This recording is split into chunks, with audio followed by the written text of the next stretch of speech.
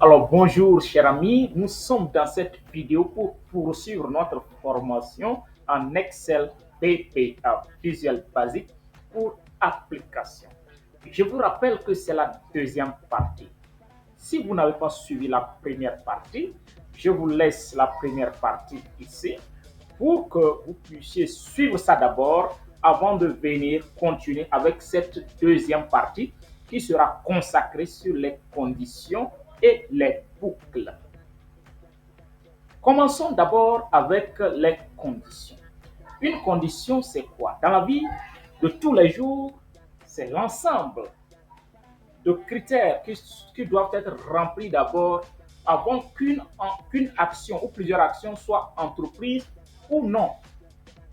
De la même manière, en PPA, sinon en langage de programmation, c'est la même chose.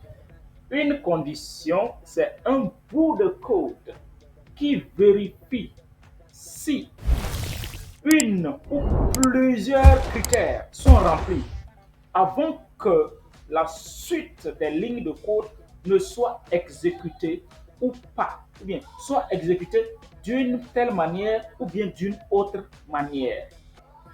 Alors, qu'en est-il des boucles? Une boucle, c'est une façon de parcourir plusieurs éléments en ne citant que, par exemple, le premier et le dernier seulement. Juste, au lieu de dire, par exemple, 1, c'est un chiffre, 2, c'est un chiffre, 3, c'est un chiffre, 4, c'est un chiffre, on va dire juste. De 1 jusqu'à 10, ce sont tous des chiffres. Vous voyez, c'est une boucle. Bien avant de commencer avec la pratique, je voudrais préciser l'importance des boucles dans la programmation. Toute personne qui aspire à devenir un grand programmeur doit bien connaître la notion des boucles. Pour dire par là que les boucles, ce n'est pas facultatif, hein, ce n'est pas facultatif, c'est une obligation. Donc, les boucles, c'est très important. Allons sur le classeur Excel pour commencer avec les conditions. Alors, nous sommes sur le classeur Excel et nous allons accéder au VBE, Visual Basic Editor. La fois dernière, on a parlé de comment afficher l'onglet développeur et comment afficher le VBE en faisant juste Alt F11. Mais on va aller manuellement. Hein. On vient dans le groupe code de l'onglet développeur. Ici, on va trouver Visual Basic. On clique sur ça. Et voilà, nous sommes dans le VBE, Visual Basic Editor. Ici, c'est la partie où on écrit le code. Et ici, c'est la liste des projets en cours. Ok, on va commencer avec les conditions, comme je le disais. Mais chaque code se trouve toujours dans une procédure et dans une macro. Dans une procédure, donc la procédure, ça commence toujours par sub et ça se termine par un sub. Sub, on va donner le nom, un nom à notre macro, hein. A macro, macro, non, mes conditions, vous voyez, mes conditions, et on tape entrée. Vous voyez que un sub est apparu automatiquement. Maintenant, on va déclarer une variable. C'est difficile, c'est rare de voir un code sans variable, hein, c'est rare. Donc, on va déclarer une variable dim i as integer. On a déjà fait tout ça là. Hein. Dim, bon, on va, au lieu de i, on va mettre a. On est habitué avec les a, b en sixième là. Dim et as integer. Ça, c'est la déclaration, ça. On va les initialiser. A égale à 5.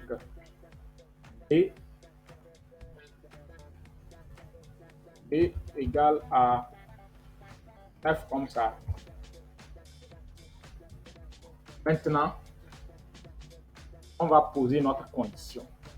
Comment poser la condition, on dit, ça commence toujours par le mot clé if en anglais, ce qui veut dire si. If, par exemple, on va faire si A est supérieur à B, on va afficher A supérieur à B. Dans le cas contraire, on affiche B supérieur à A. Vous voyez, si une condition est vérifiée, on autorise la suite du code à être exécutée d'une manière ou bien d'une autre manière. If A supérieur, le signe supérieur à B, then la condition commence toujours par if et se termine par and if. Maintenant, le mot then, c'est pour dire alors. Si la condition est vérifiée, alors, voilà. Si, alors, fin de si. Si, alors, fin de si. Voilà. Maintenant, and if. Si, fin de si. Maintenant, si A est supérieur à B, alors ce qu'on va faire, on va afficher un message à l'utilisateur. On dit A est supérieur à B. MSGBox. La boîte de dialogue qu'on va utiliser, c'est MSGBox. MSGBox. Comme ça, on dit A. Non, ça.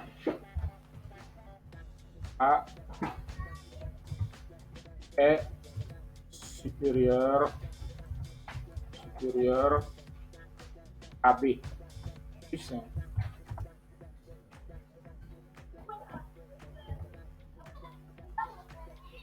A est supérieur à B.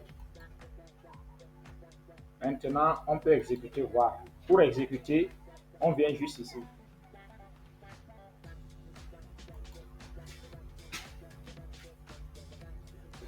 Puisque ce n'est pas supérieur, A n'est pas supérieur à B, rien, ça n'affiche rien.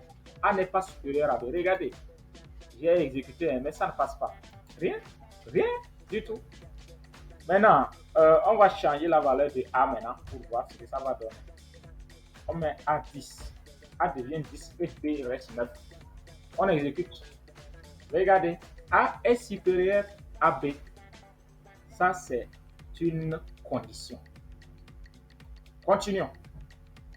On va ajouter else. Le mot clé else qui veut dire le cas contraire. C'est par défaut ça. Else. On va dire le contraire maintenant.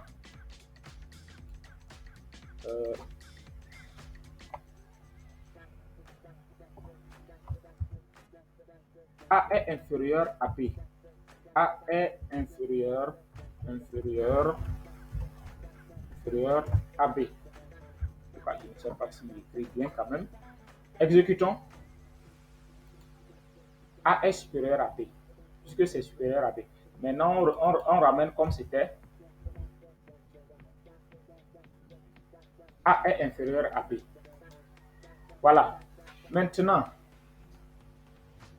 on pouvait aussi imbriquer les if. On peut imbriquer les if. Premièrement, c'est if A supérieur à B. Then, on ajoute else if.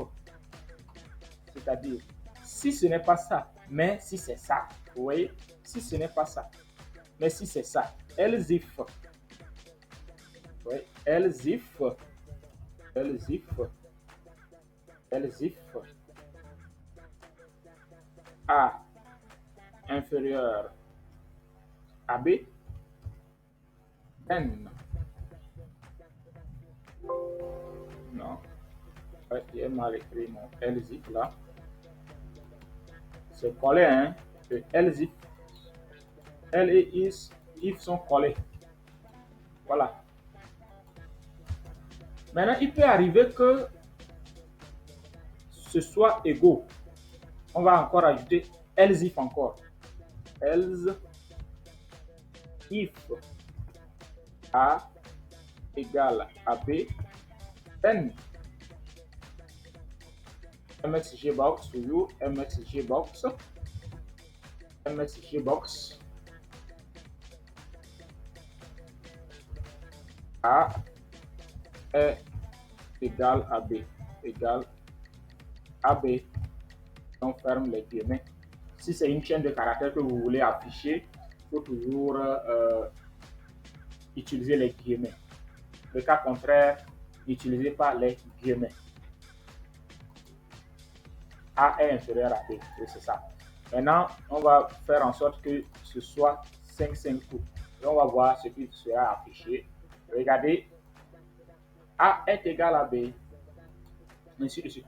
Donc, on pouvait ajouter plusieurs critères là, et le code va reconnaître quel critère sera validé et il va afficher, il va exécuter le code qui est autorisé à cet effet. Alors, chers amis, c'est bon déjà pour ce qui concerne les conditions, même s'il y a d'autres façons de faire, d'utiliser les conditions en VBA. Nous n'allons pas nous attarder sur ça. On va passer directement aux boucles. Mais nous aurons l'occasion de voir toutes ces choses-là dans les projets concrets. Rassurez-vous, nous allons faire le VBA de A à Z avec un projet concret.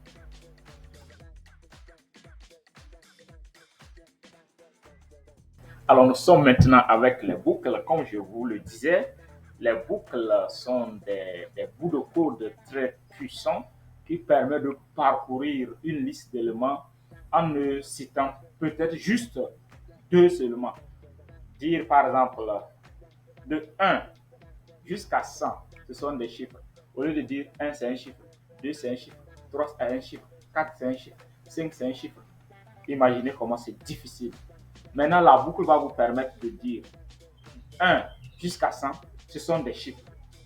Vous voyez. Ok, continuons. Il y a plusieurs types de boucles. Donc, je disais qu'il y a plusieurs types de boucles, du moins quelques 4 ou 5. Hein. Mais les plus utilisés, c'est la boucle for que tout le monde connaît. La boucle for next. La boucle for next est, est beaucoup plus utilisée. Et cette boucle vous permet, quand est-ce qu'on utilise cette boucle? C'est quand on connaît le nombre d'itérations qu'on veut faire, c'est-à-dire le nombre de tours. On dit commencer de 1 à 100. On sait que c'est de 1 à 100. Ça fait 100 itérations, ça. Maintenant, si on ne sait pas le nombre d'itérations, le nombre de tours que la boucle va faire, dans ce cas, la boucle for ne peut pas être utilisée, mais la boucle do va être utilisée. Et cette boucle aussi, quand par exemple vous ne connaissez pas le nombre d'itérations, vous pouvez l'utiliser en posant une condition. NB, les boucles marchent toujours avec les conditions. Hein. En réalité, les boucles sont comme des conditions. Qui dit boucle dit condition, mais qui dit condition ne dit pas boucle. C'est très important à noter là-bas. Et de deux, les boucles marchent toujours avec les variables. Donc, pour dire que si vous ne connaissez pas comment utiliser les variables, inutile de parler des boucles. Parce que on attribue à une variable une valeur d'abord et on fait changer cette variable, la valeur de cette variable, ainsi de suite, pour faire des itérations. Donc, nous n'allons pas faire assez de théorie. On va passer à la pratique. Donc, nous sommes dans notre VBE, Visual Basic Editor, comme ça, avec option explicite. J'ai toujours dit que option explicite nous oblige à déclarer les variables. J'ai toujours remarqué certaines personnes qui écrivent leur code sans déclarer les variables en VBA. C'est pas normal. En VBA surtout, il faut toujours déclarer, même si d'autres langages n'obligent pas la déclaration des variables. Mais moi, je vous recommande de toujours déclarer les variables. Donc, nous allons déclarer une variable pour utiliser la boucle for next. Bim I as integer. Pour juste dire, soit I un nombre entier allant de moins 36 000 quelque chose à plus 36 000. Cela veut dire qu'il peut prendre un nombre négatif, mais pas moins 40 000. Il peut prendre un nombre positif, mais pas au-delà de 36 000. Vous voyez, non? Voilà, si vous savez que votre valeur sera comprise entre les deux chiffres, vous pouvez déclarer comme ça. On pourrait aussi utiliser byte, bit. Je ne sais pas s'il faut dire byte ou bien bit, c'est en anglais, on ne sait pas prononcer bien l'anglais, mais de toute façon, integer, c'est déjà bon. I est égal à, on va l'initialiser, hein, et la première valeur qu'on donne à une variable. On initialise cette variable pour dire la variable, la valeur initiale. Donc, dim I as integer. I égale à 1. C'est l'initialisation. Maintenant, on va commencer avec notre boucle. For I. Pour I égale à 1, puisqu'on a déjà initialisé 1. Tout, c'est en anglais. Tout, c'est-à-dire de I allant de 1, tout jusqu'à, on va faire 10. Ouais, on fait 10.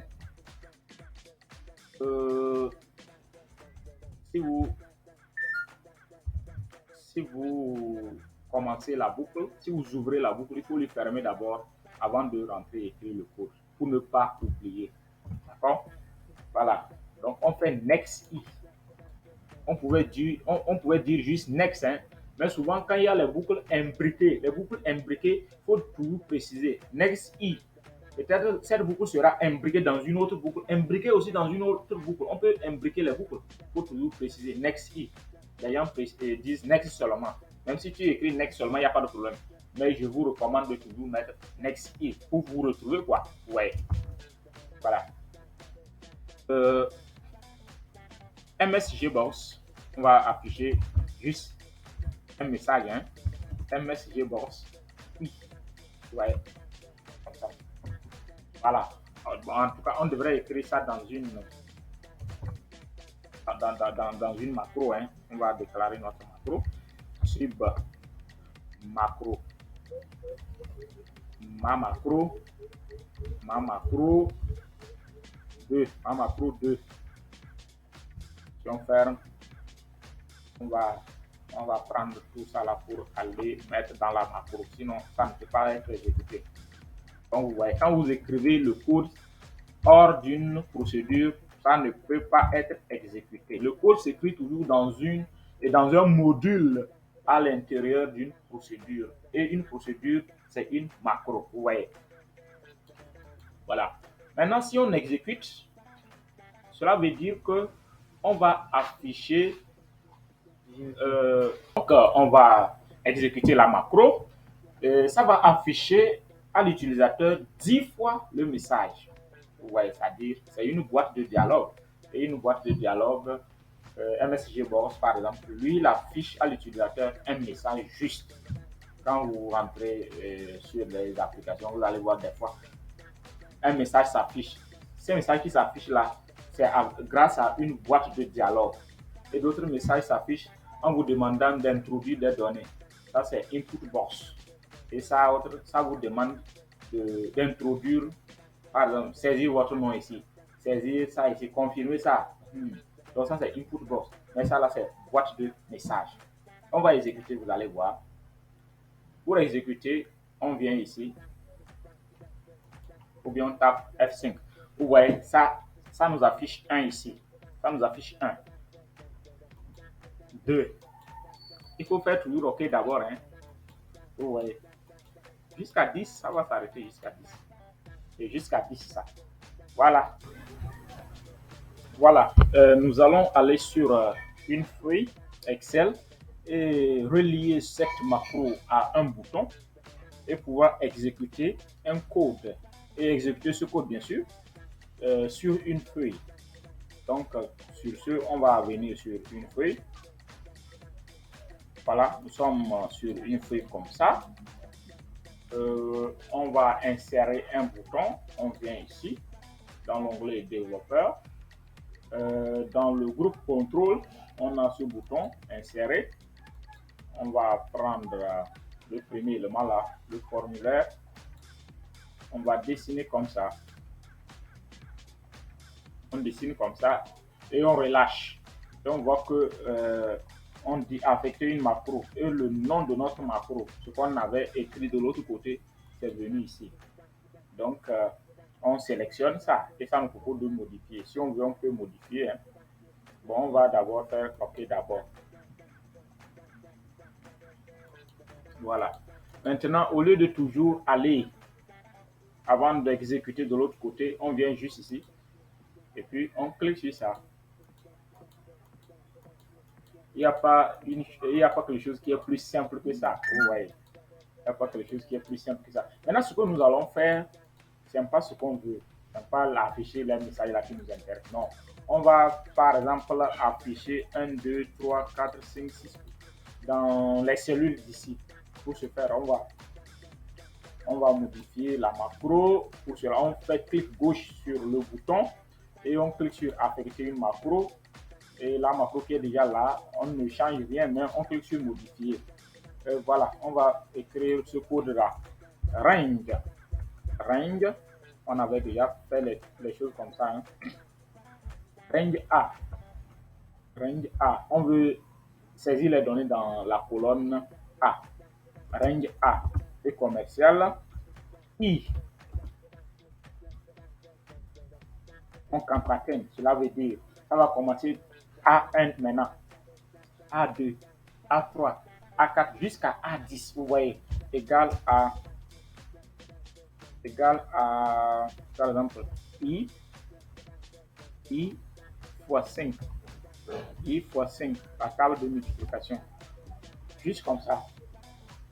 Ok, on va aller exécuter maintenant pour voir ce que ça va donner. Allez, vous voyez ce que ça donne. Voilà. C'est bien, hein? On va encore aller modifier un peu. On va modifier. On dit au lieu de 1 à 10 maintenant, on va faire 1 à 100. Et on exécute pour voir ce que ça donne. Regardez. C'est jusqu'à 100. Et pour aller plus loin, on va mettre 1000. Juste pour vous montrer l'importance des boucles, quoi. Juste ça. On n'a que à changer juste ici en 1000. Et c'est tout. On peut soit exécuter à partir d'ici, ou bien comme il y a déjà le bouton, on vient sur le bouton, on clique. Regardez, c'est jusqu'à 1000. Hein. C'est jusqu'à 1000. Ce qu'on devrait faire manuellement, ça fait tout. Ok. Bon, on ne peut même pas vérifier tout. Hein. Ouais, soit on fait comme ça, contrôle flèche de direction vers le bas, et on est là-bas. Si on veut remonter, contrôle flèche de direction vers le haut, et on monte. Ah, ce sont des petits claviers. Hein. Bon, alors, chers amis, continuons avec d'autres types de boucles. En l'occurrence, la boucle do.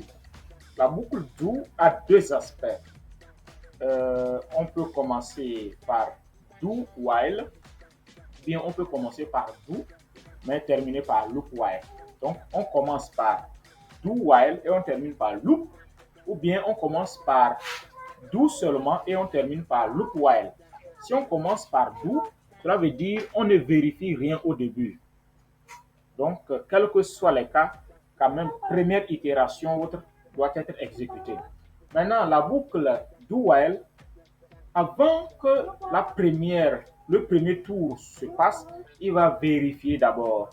Donc, nous n'allons pas parler trop, nous allons juste faire la pratique. Bon, on va supprimer tout ce qui était là. Hein. On va supprimer tout ce qui était là. Et on va, au lieu de for maintenant, on met do. On va commencer par do while. Hein. Do while. Do while i inférieur à 10. Cela voudrait dire cette boucle sera exécutée si i est inférieur à 10. Vous voyez, si est inférieur à 10. Maintenant, on va faire range.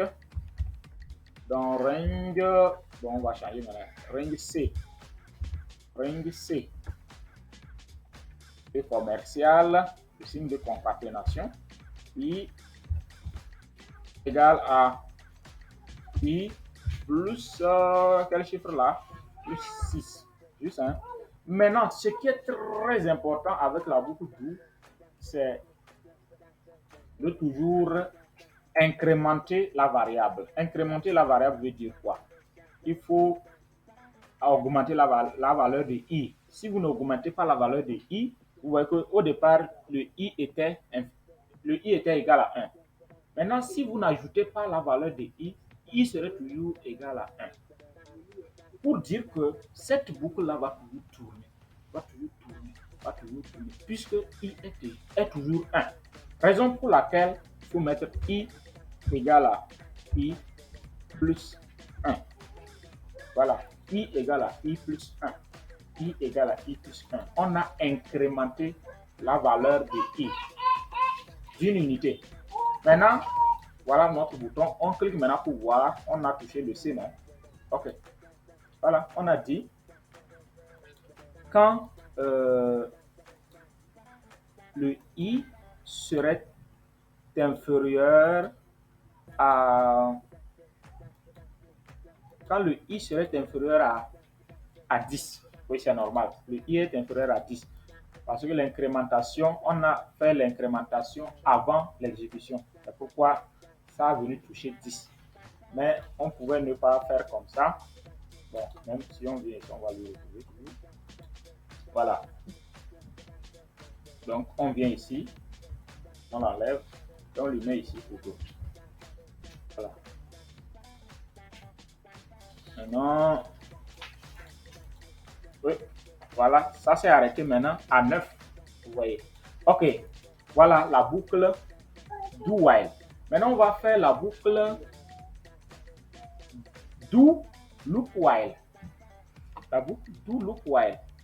On vient toujours là. Au lieu de laisser while ici, on l'enlève et puis on l'amène ici en bas, juste comme ça. Hein. Maintenant, et on va changer ici un peu. Do loop while i au lieu de inférieur, on va mettre supérieur. I supérieur à 10. Ça veut dire que cette boucle-là sera exécutée si i est supérieur à 10. Si i est supérieur à 10, il va exécuter. Mais comme le premier tour est gratuit, il va d'abord exécuter le premier tour quand même. Allons voir. On va soutenir ce qui est là. Normalement, le code devrait être exécuté si i est supérieur à 10. I est 1. Est-ce qu'il est supérieur à 10? Non. Mais il va exécuter ça. Regardez. Au moins, le premier tour est gratuit. Il a pris ça. Vous voyez. Mais comme le deuxième tour n'est plus gratuit, il n'a pas continué. Cela veut dire, loop veut dire, tu vas continuer si et seulement si le i est supérieur à 10. Le cas contraire, tu ne continues pas. D'accord? Ouais, c'est très simple. Loop while veut dire continue par tourner si. Voilà, merci. Alors, chers amis, on va terminer avec la dernière boucle, la plus importante. Hein. C'est une boucle puissante. Hein. On va voir tout de suite. Elle s'appelle la boucle for each. La boucle for each pour dire pour chaque. For each, pour chaque. Imaginez dans le classeur, vous voulez lister les noms de toutes les feuilles dans une colonne.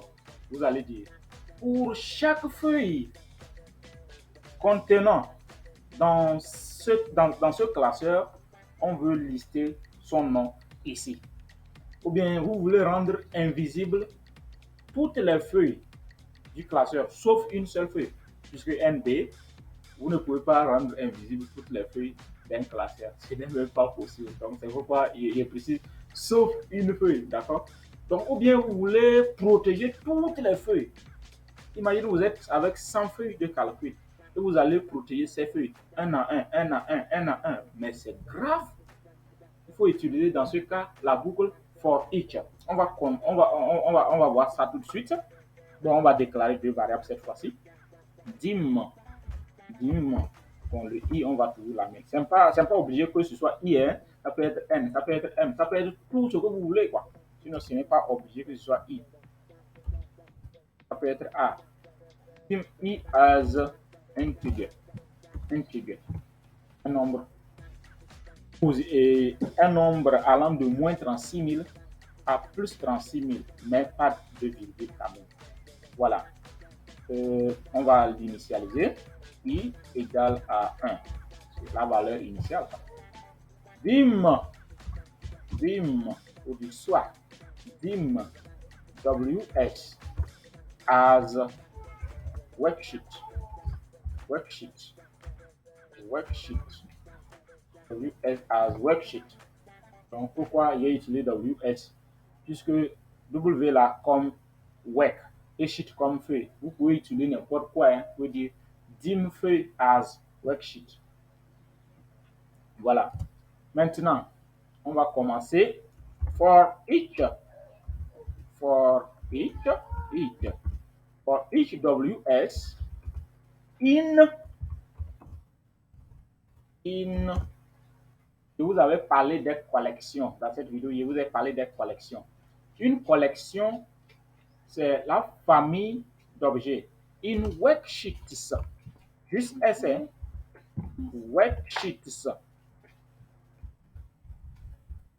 In worksheets, il vous dit, quand vous commencez for, il faut d'abord fermer votre for avant de continuer. Next worksheets. Worksheets, non, on va commencer comme ça d'abord. Range, on va mettre dans D, hein. Range, s'il y a l'espace, ça ne peut pas marcher. Range D, I. Range D concaténé avec I égale à worksheets ws point name. Ça, c'est une propriété. Pour accéder à la propriété d'un objet, on met le nom de l'objet, on met point. Point. Ouais, voilà les propriétés qui apparaissent ici. Name. Maintenant, je vous parlais aussi toujours des boucles infinies. Il faut toujours être prudent pour ne pas rentrer dans une boucle infinie. Ici, là, après ça, on va incrémenter le i. I égale à i plus 1. Sinon, vous allez rentrer dans les boucles infinies. Bon, mais dans ce cas, quand même, il n'y aura pas à faire de boucle infinie. Ça va planter quand même. Voilà. Ce qu'on va faire maintenant, on va aller exécuter. On va exécuter ici. Ici, j'ai fait exprès en multipliant les feuilles, hein, en multipliant beaucoup de feuilles. Regardez, ça atteint même 100. Maintenant, l'objectif, c'est de mettre le nom de chaque feuille ici. Les aligner, quoi. Les aligner. Et vous voyez, pour faire manuellement, c'est difficile, très compliqué. Voilà. Pour ce faire, comme j'ai déjà le bouton ici, je clique sur le bouton juste. Et voyez ce que ça donne. Voilà, donc vous avez vu la puissance des boucles. Je pense que c'est très intéressant. De la même manière qu'on a listé les noms de toutes les feuilles d'ici, on pouvait programmer à ce que les feuilles soient invisibles. Ou bien si vous êtes sur un classeur et que toutes les feuilles sont cachées, à l'exception d'une seulement, ou bien de quelques, et vous voulez afficher toutes ces feuilles. Imaginez, c'est plus de 100 feuilles au-delà. Il faut utiliser la boucle for each. Ou bien vous voulez faire, par exemple, vous voulez dans chaque feuille afficher des boutons de retour. Ici, n'importe, c'est-à-dire dans la cellule A1 de chaque feuille. Au lieu de faire manuellement, utilisez toujours la boucle for each. C'est très important. Très important. Voilà, chers amis, merci beaucoup pour avoir suivi la vidéo jusqu'à ce moment. Je pense que ça vous a plu. Et si vous avez des questions, des inquiétudes, n'hésitez pas de nous les laisser dans les commentaires. Ce sera un plaisir pour nous de vous répondre.